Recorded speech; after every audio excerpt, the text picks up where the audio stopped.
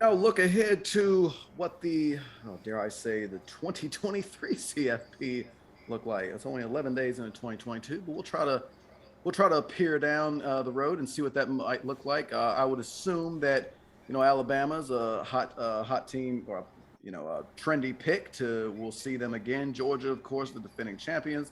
Probably don't want to count them out at this time, but we'll see. It'll be interesting to see. Will it be Cincinnati? Will they be able to make a return? I would venture to say maybe not. But will we see Jim Harbaugh again for a second straight year? I don't know. How about Ohio State, Notre Dame? The we'll see. Drink, tell us what you see next season come around this time. Okay, so if I was a gambling man, which sometimes maybe, or a Would betting not man, pick Cincinnati. I would not pick Cincinnati. Cincinnati. Here's the thing. Cincinnati they would have a better chance because if I'm not mistaken, they do go to the Big 12 next year, right? Um, I think so. I think so so. That start next year.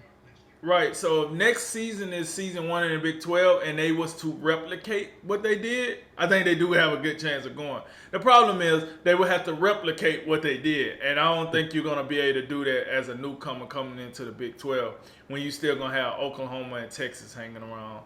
Oklahoma State, Baylor, et cetera. Right. So as good as that story sounds, yeah, that one we might have to put a pin in that one. But the usual suspects. You got Alabama. Listen, here's the deal, folks. You've seen Alabama just playing the national championship game, and they're led by sophomores. Their best two players are true sophomores. We have to remember that. They're gonna lose some guys. This year will not be like one of those traditional Bama years where they lose 8 guys in the first round and this, that, and the third.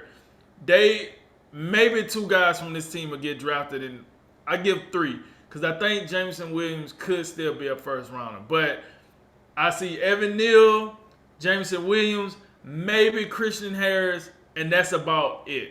Um, the rest of these guys, they know second, third, fourth, whatever, et cetera, et cetera. Why do I bring that up? Because a lot of this talent you seen on that field will come back next year and will be a season stronger. Like a lot of those guys you seen having a hard time, they was true freshmen. Number 84, number 7 on defense. The cornerback, number 1. The guy number 6. These guys are true freshmen and JUCO transfers. Like that's why they look the way they look, cause for most intents and purposes, they didn't have a clue what was going on. They wasn't starting for a reason. So you see that the guy Will Anderson, Dallas Turner, guys you seen making plays out there on the field will be 1 year older, and now Nick will be able to get these, mold them back in and say, listen, now you have something to work for. You thought it was easy this season because you seen what they did in 2021. Now you see it's not easy.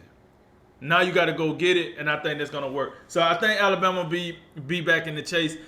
Georgia, not so much. Georgia gonna lose a lot.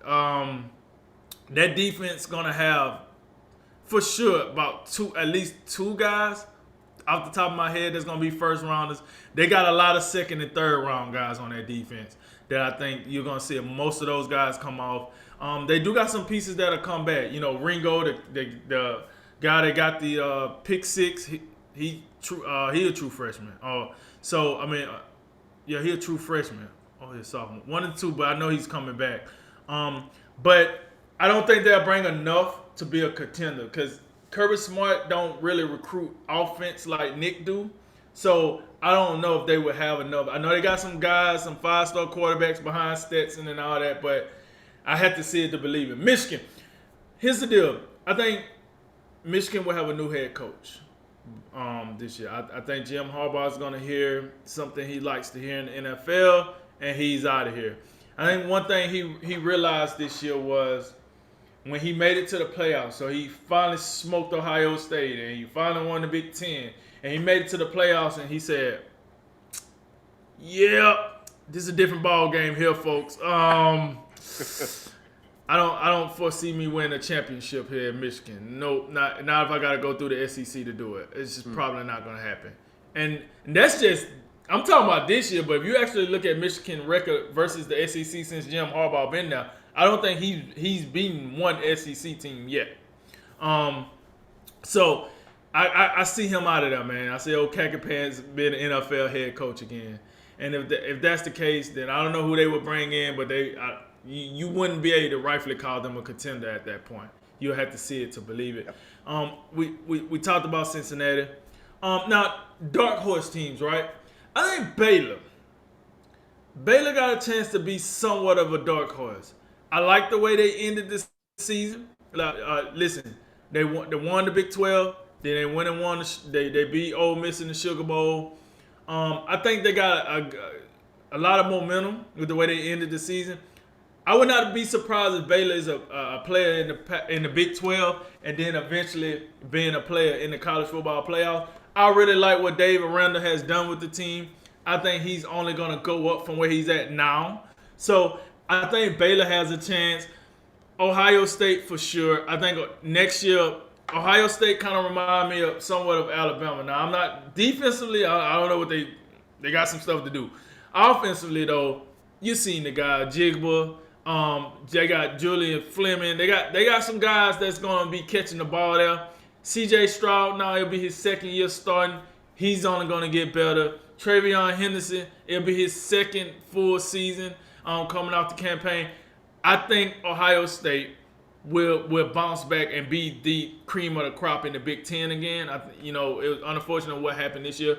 And I think they will be back in the playoff mix for sure. I put them up there with Alabama. Like, if I was talking about a sure thing, I think they'll be up there with Alabama as of right now.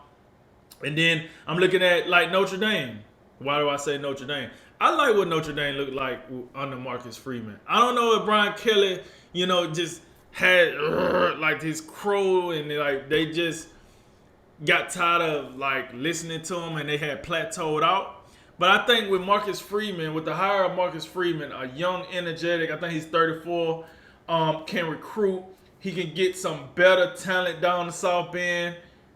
I think Notre Dame gonna be in the mix next year. I really do. I think he can really get this team to buy into what he wants to do, and I think it's gonna allow Notre Dame to play more freely. And I think they'll be in the mix. And then outside of that, when I look at the rest of, I don't know, Michigan State, I don't know, Oklahoma, I gotta see it. Brent Venables, hell of a defense coach. Let me see what he do as a head coach. Ole Miss, Matt Corral is gone now. I do know that they got a guy coming in that might be able to do something. Once again, I gotta believe it to see it. And then like Utah, so the farther I go down. Now, teams that we're used to being contenders that might make a march back. Rumblings that, depending on how Clemson do they staff, they could come roaring back this season. Not necessarily to the powerhouse that they once were, but winning the ACC, looking something similar to what we're used to Clemson looking like, right? They can come back or something. I wouldn't be surprised if Miami looked a little better than usual. We've been waiting. We've been waiting. I think Mario Cristobal is what we've been waiting on down there. I think it's a reason why he left what he was doing in Oregon to come to Miami. It's a reason why. Because he had something cooking in Oregon. Maybe not when the stage got the brightest, but still he had something cooking in Oregon.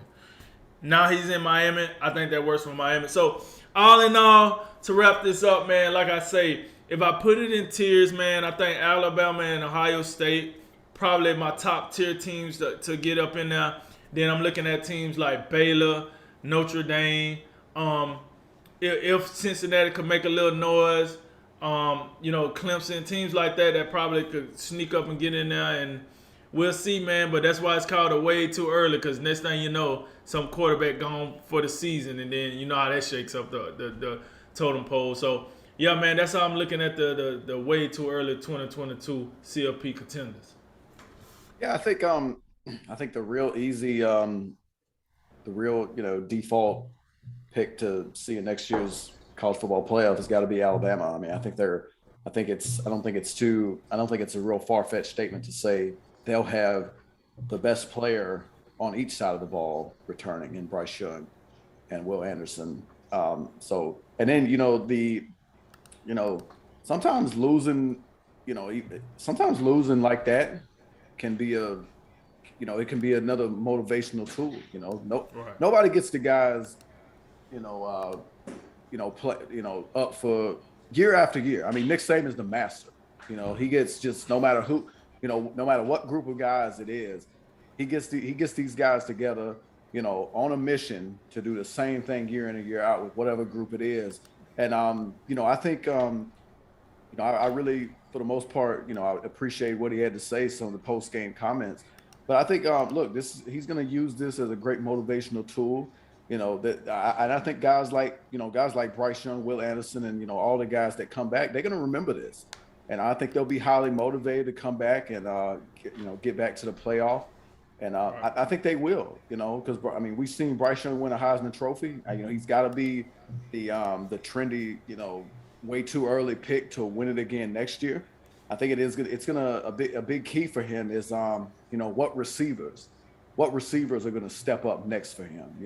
I think Ajay Hall is probably the guy I'd be looking at just from my eyes from watching. I think he's got a load of talent. I think he'll explode next year if I had to guess, but it's going to take a little bit more. It's going to take a Ja'Cory Brooks,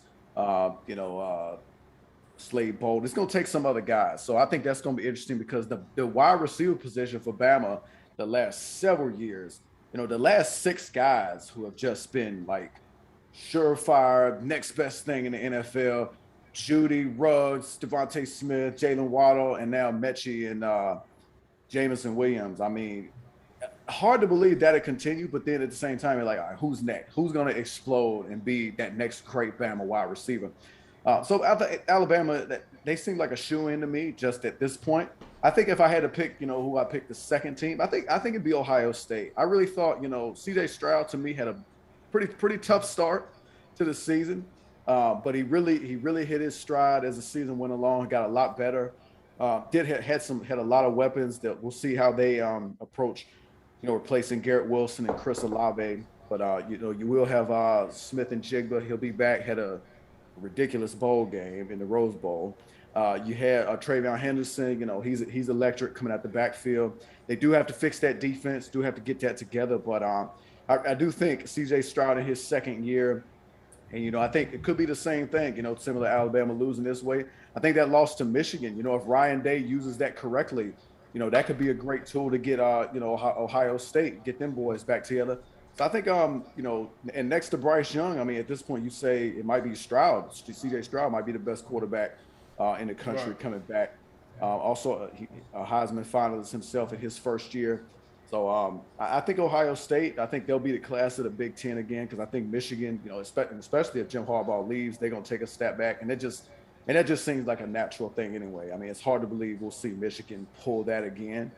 But I think for Georgia, I tend to agree with you. I think it just seems like they'll be primed for a step back with their, they were such a veteran team. They're going to lose so many pieces.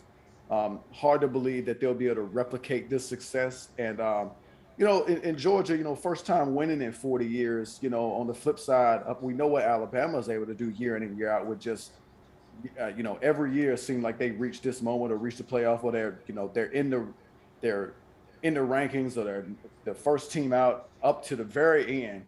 How does Georgia handle, this level of success? How does Kirby Smart, regroup the guys that comes back and get them to be hungry again? So I think that's something worth watching. But other teams I could see getting in. I think I like Baylor. I like Baylor, and you bringing them up, because I do think Dave Aranda's done a fantastic job. Had a real successful season. Winning the Big 12 and winning the Sugar Bowl. That was great. But I'd like to see Oklahoma State. They were within a yard of a possible CFP berth. So we've been waiting on Oklahoma State. For me, I've been waiting on them to do something for years now under Mike Gundy. They finally they were really close. Can they replicate that? So I think between Oklahoma State and Baylor, I think the Big 12, like moving forward, we know Oklahoma, we know Texas, we know those teams are moving on, but maybe the future of the Big 12 isn't so bleak as we thought with those programs seemingly being on the ascent. And I did just check. They won't get Cincinnati until 2024. So I think some of those teams it's a little ways off. But at least I think if you're the Big 12 Commissioner Bowlesby, you got to be somewhat encouraged. And also, to me, like maybe it's not the worst thing in the world that they lose to Texas and Oklahoma, because I don't know about Oklahoma at this point. Like, are we that sure about Brent Venables? Like you say, we know he can coach defense, but we haven't seen him in this role. And it's not going to be easy replacing Lincoln Riley, because, I mean, that guy just year in and year out. I mean, Oklahoma, they couldn't do anything in the CFP, but they ran the Big 12 pretty much when he was there. So, And he but I would, kept somebody in the Heisman. right. So I would keep an eye on Oklahoma State and Baylor. Hard to imagine Cincinnati could do what they did again, because again they'll still be in the AAC. So you'll have to run the table, and you'll have to hope that a lot of teams slip up. So but I think this one's probably a way too early for the way too early. But I really think Southern Cal is worth watching next year, just for the simple fact that Lincoln Riley will be the coach. I doubt he can get this thing turned around that quickly to where USC will be back. But I think the fact that he's there makes them worth watching, because I'll tell you, when you got teams like Bama, Ohio State, and Georgia, just these perennial like contenders, I think the one thing college football is missing is a Pac-12 team to just show up regularly. I mean, we've seen Oregon probably the last decade, it's most often been Oregon. But I think college football really misses Southern Cal on the West Coast being that team, to where, like, the classic team that's always in the Rose Bowl, even if they don't make it all the way. Like, I think USC is worth watching, although it's probably too soon for them next season.